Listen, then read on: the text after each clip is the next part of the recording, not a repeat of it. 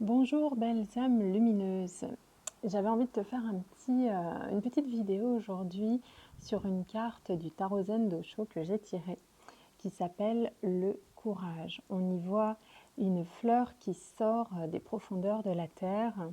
Je te mettrai l'image.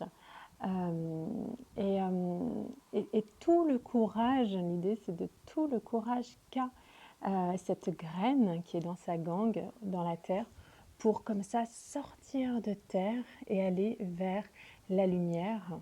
Donc elle est très protégée dans sa gangue, dans la terre, et poussée par le souffle de la vie, elle va sortir, voilà, sortir de terre, traverser peut-être des défis, traverser des inconforts, traverser des chemins sinueux pour finalement sortir en petites pousses de terre, hein, et qui n'a pas vu des arbres ou des fleurs qui sont sortis de terre.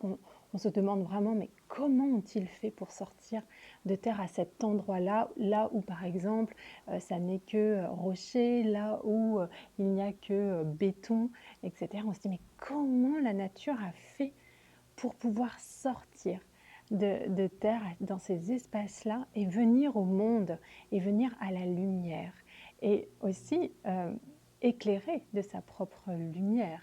Alors elle passe cette petite graine d'un statut de cocon où elle est finalement très protégée, où elle pourrait rester comme ça des années. Et elle sort de cet état-là de cocon protégé, elle sort de sa zone de confort pour venir eh bien, au monde, pour venir éclairer de ce qu'elle est, de sa lumière, et se faire aussi éclairer de la lumière du soleil et de tous les éléments de la terre qui vont la nourrir au fur et à mesure. Et si je te partage ça, c'est que il y a des moments dans notre vie que je peux appeler ces moments de passage, hein, des moments où effectivement, eh bien, on sent qu'on est dans une situation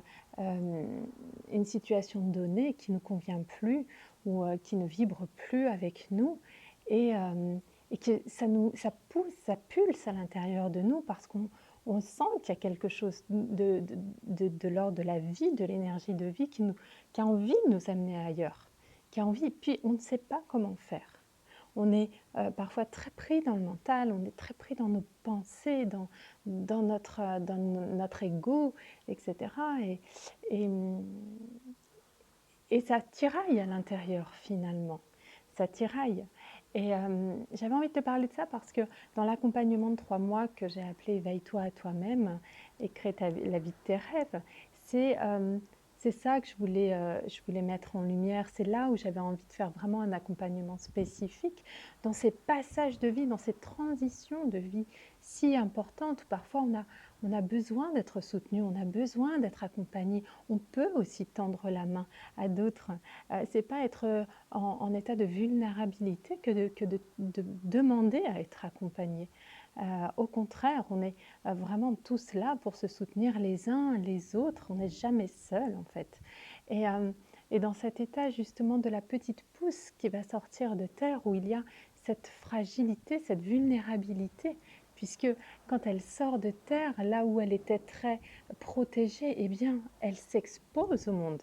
Cette petite plante, cette petite fleur, eh bien, elle s'expose au monde, donc elle est dans un état de fragilité, de vulnérabilité, et elle peut demander à être soutenue à ce moment-là, pour prendre de la puissance, pour se connecter à sa puissance, pour se connecter au souffle de vie. Donc voilà, je te mets le lien sur cet accompagnement de 3 mois qui peut-être peut résonner pour toi ou pour d'autres. Donc je t'invite vraiment à le partager si tu sens que des personnes pourraient être intéressées ou à me contacter si ça résonne pour toi, si tu veux plus d'informations. En tout cas, euh, c'est ne pas avoir peur de faire ses choix de vie, de faire parfois des choix très très forts, très challengeants, mais qui finalement vont être des choix pour une vie nourrissante, pour une vie, remplie de joie, remplie d'amour. Voilà, j'espère que, eh bien, tu pourras, diffuser ce message si tu le souhaites, ou t'abonner à ma chaîne YouTube et je te dis à très bientôt pour une prochaine vidéo. Ciao, ciao.